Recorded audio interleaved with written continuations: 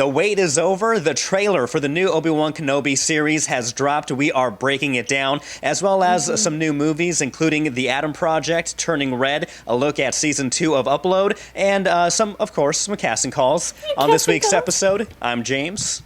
I'm Jamie. Join us. So much to talk about. All right.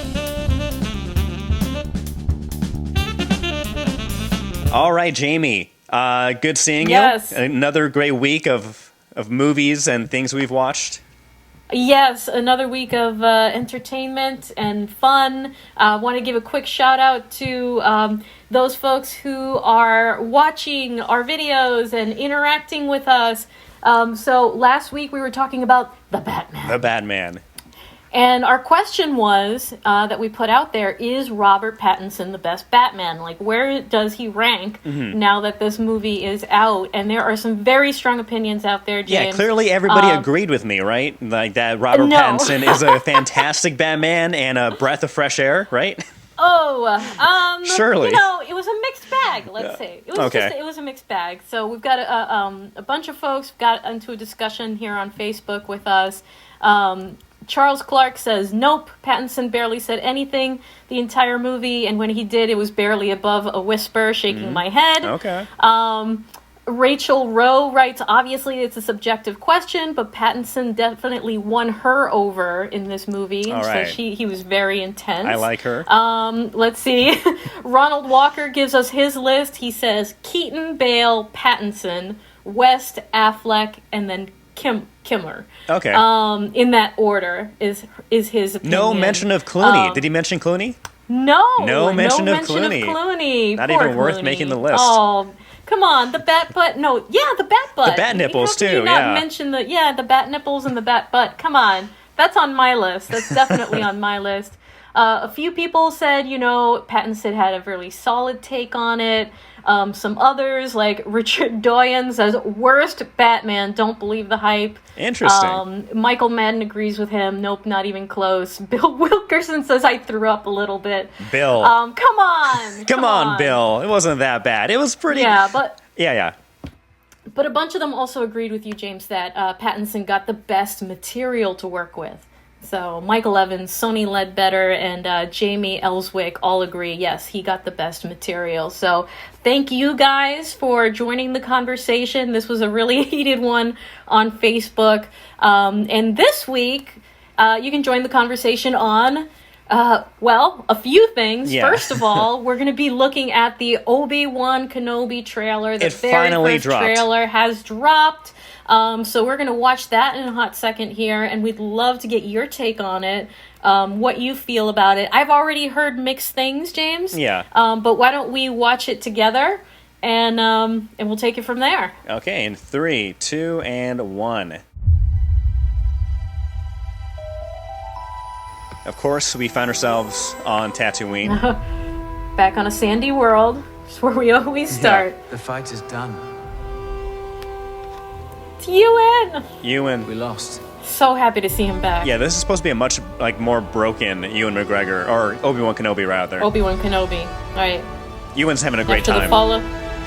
There's young Luke Skywalker. Maybe doing some pod racing. That he's looking over. Duel of the Fates music, that's epic. Ooh, chills, James, chills. The key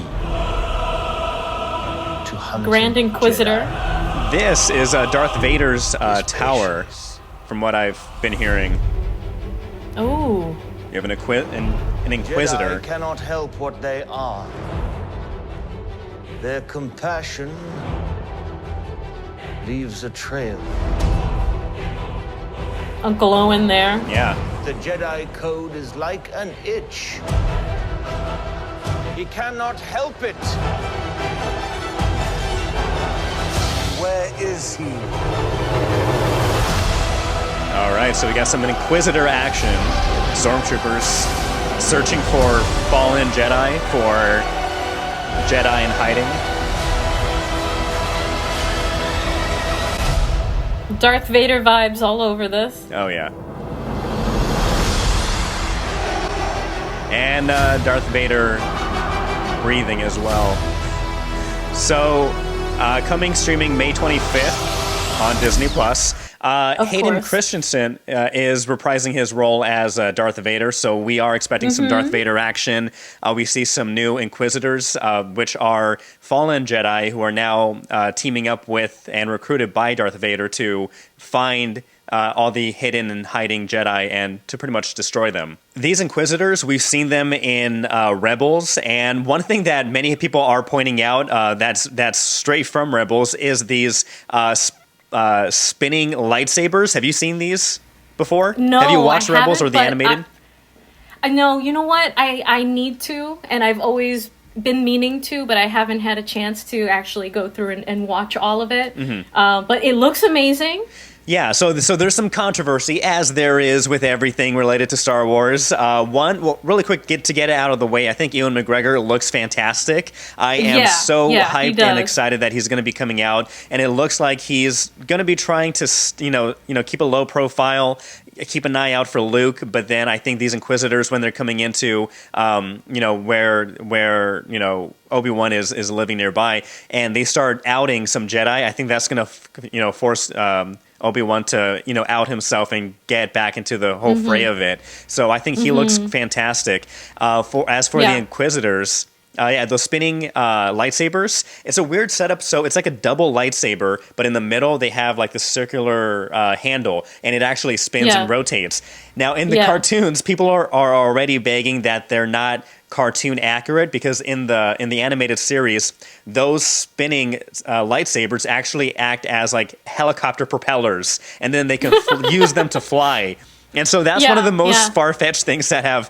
Again, Star Wars is a far-fetched story. You fill it with the Force, and you've got yourself a little helicopter. Come on. Suppose, but people have already started saying, please don't incorporate that aspect of the animated series into the live action, because that would look weird. Also, some details with how one of the Inquisitors look. You're always going to get that, complaints of it's not, it's not as accurate as how it looked in the cartoons. Nothing ever is going to be that way. So. No, it's not. And, one of the complaints that I've heard, James, is that it looks a little too clean. And I think I might agree with that a little bit. Like, we saw how badly the desert aged Uncle Owen and Aunt Beru in supposedly a short period of time. They went from looking the way that they did in the prequels to looking the way that they did in the movies.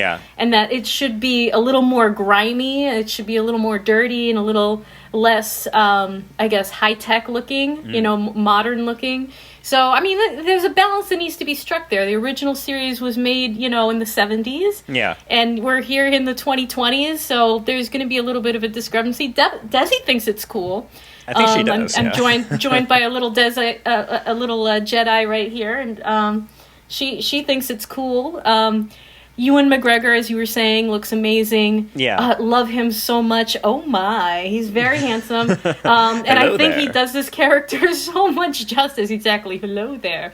I wonder if we will hear the fan service catchphrases along the way. I feel I hope that Disney really thought out this series, because it seems like Boba Fett was like a mixed bag and maybe not structured very well, or they didn't have like an end goal in mind, and so the story didn't flow. It was very clunky. It kind of felt like it just meandered, right? And so I hope they learn from those mistakes and devote. And it makes sense that they would devote more time and attention and affection to this character, Obi-Wan Kenobi. Right, and it's the main Skywalker storyline. So you would hope that they would be doing the best that they can with making this accurate. The cityscapes, I just wanted to mention, look beautiful. Yeah, it does if look they're going to good. be in Coruscant and other places, I really want to be. I'm looking forward to seeing that. Ewan brings the charisma that I think that was lacking definitely with the last one. So. Now this is going to be this is going to be a less confident Obi-Wan Kenobi. This is a defeated, a man who's given up, and it looks like he's putting everything behind him. And then when things start going bad around him, in order to protect Luke, I think that's when he's going to be pulling out the lightsaber again. I think in one scene it showed him shooting a handgun, which back in the prequels he called it like an uncivilized, thing to use. Right. And so I think to keep his cover, he's going to be using a blaster for a while. And then when things really ultimately culminate with, I guess, him interacting somehow with the Inquisitors, that's when his lightsaber is going to be brought back out and some Jedi justice will be Now done. I have a question for you. Yeah. I have a question for you. So I think one of the most exciting things, at least for me, about this series is that we might see Hayden Christensen. Right. We see Hayden Christensen reviving his role as a fresh, newly created Darth Vader. Yeah. And I am with it. I'm here for it. I'm so excited. What are your feelings on that, on seeing Hayden back on the screen? Yeah, so I'm a fan of Hayden. I'm a fan of his interpretation, and it seems like that they're going to be showing some scenes with Darth Vader without his helmet on, and so we're gonna see the burnt, charred Anakin Skywalker, or former Anakin. And so I'm excited about that. There's one thing, whenever we see new movies, new TV shows, some things overlap with, some things may not be canon or were canon and now are considered legend. One thing that kind of not bugged me, but one thing I thought about was when Obi-Wan Kenobi and when Darth Vader meet again on the Death Star in A New Hope. Darth Vader says, last time I was the Padawan, or now I'm the Master. Right. And so it seems like it made it feel like the last time they saw each other was on Mustafar when Obi-Wan defeated him and cut off all his limbs. Now it seems like there's going to be another rematch of some sort, possibly. Maybe they don't interact with each other at all. They're just kind of like, always hovering around each other and keep missing each other as Darth Vader tries to find him. But if there is a face-to-face interaction again, it may feel like it's kind of, Disney's kind of changing a little bit of the original Star Wars lore. It made it sound like it was a while. What Darth Vader said was, "The last time I saw you, I was but the learner. Now I am the master." Right. Maybe he's a newly minted Sith. Maybe he's learning from Palpatine. He still considers himself a learner. Maybe that could fit. That's possible. That so dialogue, that's but they, as with Star Wars for all times, it's, the story kind of amends itself as as it goes along. It's like, so I don't know. I'm excited to see Hayden because I feel like he got such a bad rap in the prequels, and I think that he is a really amazing actor. And the things that he did before Star Wars, he was just such an intense, emotional, gripping actor that maybe didn't have the best direction and didn't have the best material to work with in the prequels. And I just feel like he didn't get the love that he deserves. So I'm excited to see him getting some great new material, revisiting this character, and getting all of the love that Hayden Christensen deserves. Because it was really intense, after the prequels, kind of the Star Wars hate. So I'm definitely excited. But comment down below. Again, you can find us on Facebook, Twitter, Instagram, also on TikTok. You can also listen to us on any of the major podcasting streaming services, iHeartRadio, Spotify, Apple Podcasts, wherever you get your podcasts, we are there. So let us know what you think. But really quick, talking about just the movies that are, the more and more great things that are coming out, not only out of Hollywood, but also out of Hollywood East here in Massachusetts. News that down in Foxborough by Gillette Stadium, a new movie studio, a new production facility is set to open up in Foxborough. According to WJAR, renovations have started on the property next to Gillette Stadium on Route 1, and that will include at least 2 sound stages to shoot TV shows and movies. I've actually reached out to the CFO of Red Sky Studios to see if they will join us on the Hub on Hollywood to talk about it. But again, it's always great to see, the movie industry expanding here in Massachusetts and in New England. We're very excited about that, James. And on that vein, we've got just 1 or 2 casting calls today. I'll take it away. So we have Boston Casting. They have a feature film, and they're looking for vintage luxury cars. They're looking for makes between 1960 and 1970, Cadillacs, Jaguars, Mercedes, etc. So you must be available for a COVID test on the 13th of this month, as well as for a shoot in Western Massachusetts on the 15th. And so to be considered, you need to email email your name, contact information, the car, year, make, model, a photo of your vintage car, and a photo of yourself. Send all that to bostoncastingholdovers@gmail.com. Perfect. So yeah, not only are they doing the holdovers, Boston Casting is also doing Kevin Can F Himself right now, and a number of other projects. We've also got the Gilded Age Season 2 filming down in Rhode Island. They're looking for background people right now, and we talked about that in our last episode. So if you want to check that out, go check us out, the Hub on Hollywood. So we would continue to bring all of these really cool opportunities to you so that you can spend the day with your favorite celebrities, hang out in the background, get on the silver screen, or, if you want to pursue acting, that is a great way to get in, to get your SAG card and start a career and get those connections going. So definitely stick with us for that. All right, Jamie, talking about some good things that are coming. Some new good movies have appeared both on Disney Plus and on Netflix, and I just watched them back to back, so they're still fresh in my mind. But let's look at the Adam Project, and from what you've heard some good things, and I can attest, I can confirm that the Adam Project is a good movie. It stars Ryan Reynolds, Mark Ruffalo, Jennifer Garner, Zoe Saldana, and Walker Scobell. This is about a time-traveling pilot played by Ryan Reynolds who teams up with his younger self and his late father, played by Mark Ruffalo, and they have to come to terms with his past while saving the future.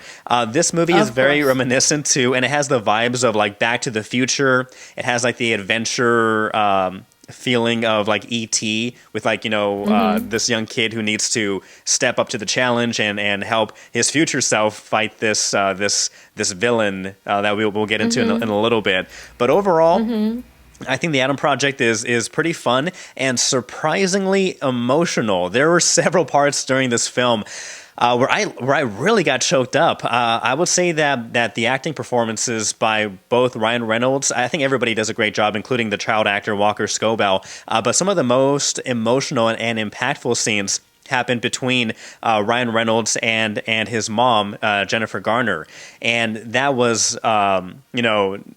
heartbreaking at times and revitalizing at the next moment when you see this relationship put to screen. And so I thought this may be some of the best acting that we've seen from Ryan Reynolds. But this one is another random, like out of nowhere gut punch and makes you think like, man, I need to call my parents right now because it really does hit very well, and again, not only is it just an emotional movie at times, but it's also a fast-paced, action-filled movie that I would recommend. It's on Netflix right now, directed by Sean Levy, who also directed Free Guy and will be directing Deadpool 3. So I love this collaboration between him and Ryan Reynolds and what they're doing.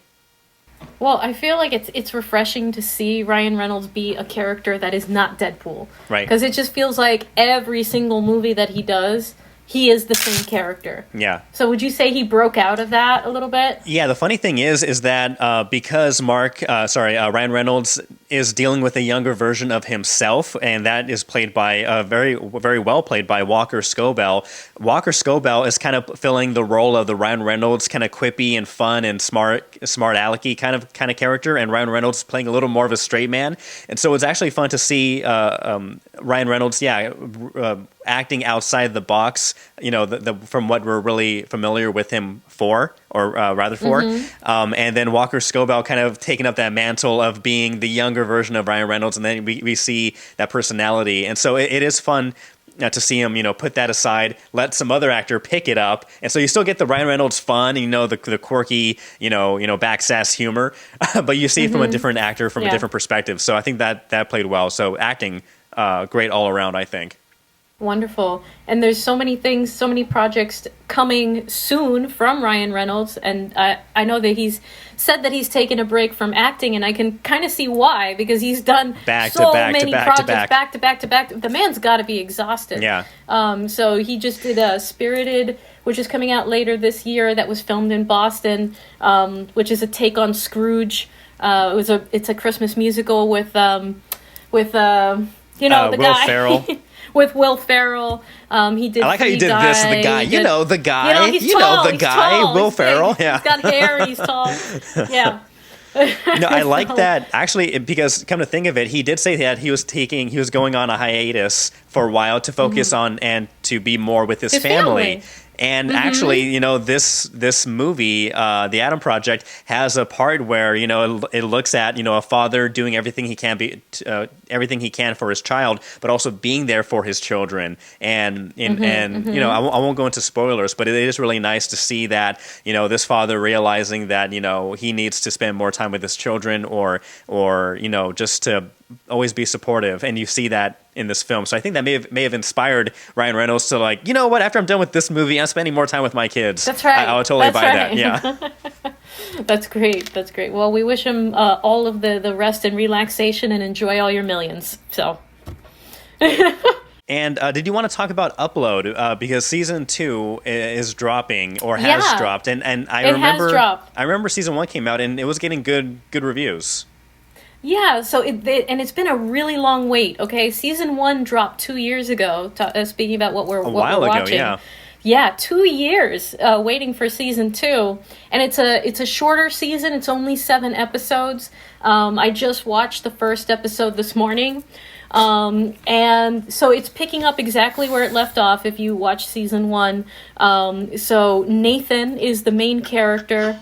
This is a futuristic world. In which companies have a monopoly on everything from life to death to the afterlife.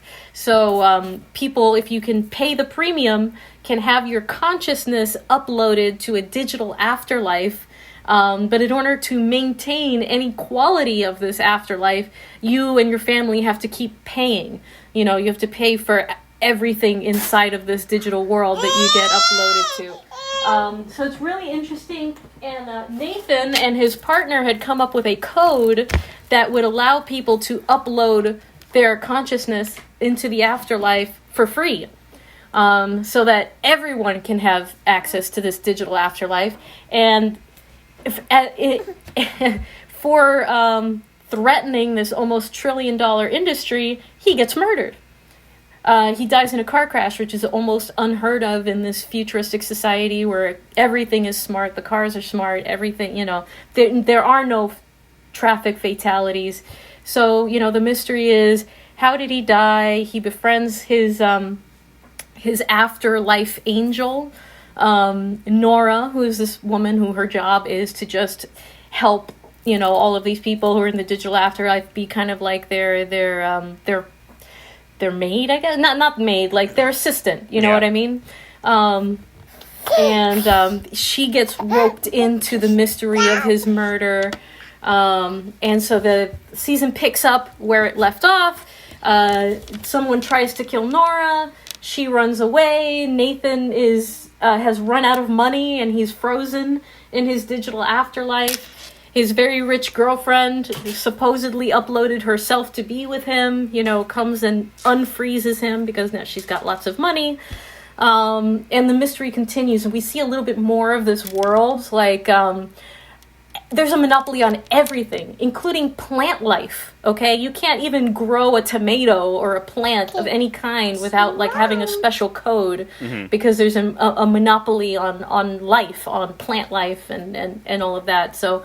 And we see Nora escapes to kind of this commune in the woods where people are trying to live naturally. And it's really interesting to see what this futuristic world is like and where it goes from there. So I feel like the pace is slower, though I'm sure it's going to pick up because there's only 7 episodes in this season. Solid start. So we'll see where the rest of the season goes from here. But it's a thinker. It's a nice psychological kind of thriller, but also a lot of levity, a lot of comedy. So I highly recommend. Now, I recommended season 1, and so far I'm enjoying season 2. Yeah, I know we talked about season 1. I guess it must have been 2 years ago, but I forgot what you said. If you would do it or if you wouldn't do it, what boat are you in right now? If I would upload myself digitally, no, No. I don't think I would. You know, Yeah, there's a lot I of think I would like to comic dip in. I like to dip in and like to see what it's about, in, but I'm not dip sure if I in. want to be Yeah. there forever. I'll be curious before I Right. die. Like, do you get a preview, like a demo? That might be worth it to see. Yeah. I mean, that must be a selling Yeah, you point, can. right? Yeah. You can do a demo actually. You Okay. can do a demo, but once you're in there, it's like you kind of trapped. Your consciousness is trapped, and it's like, can you die? Can you not die? If you've only got a certain amount of data that you can spend, and then you have no more money, you know, does your consciousness, your soul, get kind of trapped in this, you know? In this digital afterlife, or what is the soul? So it's a thinker. It's a good movie, but there's also a good show, but there's also a lot of comedy, a lot of comic relief, and it's entertaining and fun. So yeah, I definitely recommend Upload. Okay, check out Upload on Amazon Prime. Now, what you can download on Disney Plus is the new Pixar film that's skipping the theaters and going straight to streaming, is Turning Red, which is getting a lot of buzz. It just came out this week. It's about a 13-year-old girl named Maylene, who turns into a giant red panda whenever she gets too excited. And it sounds very weird and random, but Well, it sounds very anime-ish. it is very There's anime. It seems very anime-ish, but it's a very adorable, very cute, and well-made movie. It is getting a lot of the comparisons made to Encanto because it includes a teenage girl protagonist, coming-of-age story involving magical powers, and family pressure and expectations in this matriarchy based family. And so this young girl, she finds out that, and this isn't really giving away spoilers, it is mentioned in the trailer, but her family, they have this very long lineage, and way back one of their ancestors spoke to the gods and was gifted the gift of being able to turn into a giant red panda to protect her family while all the men were away at war. And so it runs into this you could call it a gift, curse, is passed down generation through generation. And so now it is developing in this 13-year-old girl. And it's very reminiscent or very on the nose, like the comparisons of like this girl turning into a red panda, this girl turning into a young woman, and, you know, going through changes, bodily changes, emotional changes, and changes amongst your friends and family. And we do see that, and so I thought it was really fun. It's a very cute story that I think girls and kids in general can really relate to. A beautiful animation. The fur animation is fantastic. Again, you would expect that from a Pixar movie. I think it's a movie for both kids and adults, so the whole family can enjoy that. I actually think the families can enjoy watching both Turning Red and The Adam Project. I think they're both very good family oriented based movies. It's definitely been an award-winning formula for them. It worked with Encanto, worked with all of the... what was the one with the Pixar with the emotions? Where the little girl Out. had all of the... Inside Out. So it's an award-winning formula. It works. Keep going with it. So because I gotta the check real that villain one out. is inside yourself or your household. Is that what they're teaching? Right, because it's... I guess, Abuela's the villain. Well, let us know. Let us know what you think. Have you seen The Adam Project? Have you seen Turning Red? Have you checked out season 1 of Upload? Are you checking out season 2? Again, comment down below. We'll be sure to give you a shout out. Keep those conversations alive and going. But again, you can listen to us on any of the major podcasting streaming services: iHeartRadio, Apple Podcasts, Spotify. Also catch us on YouTube and all the social media: Facebook, Twitter, Instagram, TikTok. We're there. Exactly. Hit that like, hit that subscribe, join the conversation, fight with us on Facebook about who's the best Batman and whatever we're talking about that week. We love it, and we will give you a shout out like we did today here on the Hub on Hollywood. So until next week, let's see who we're giving a shout out to. But until then, I'm Jamie. I'm James. See ya.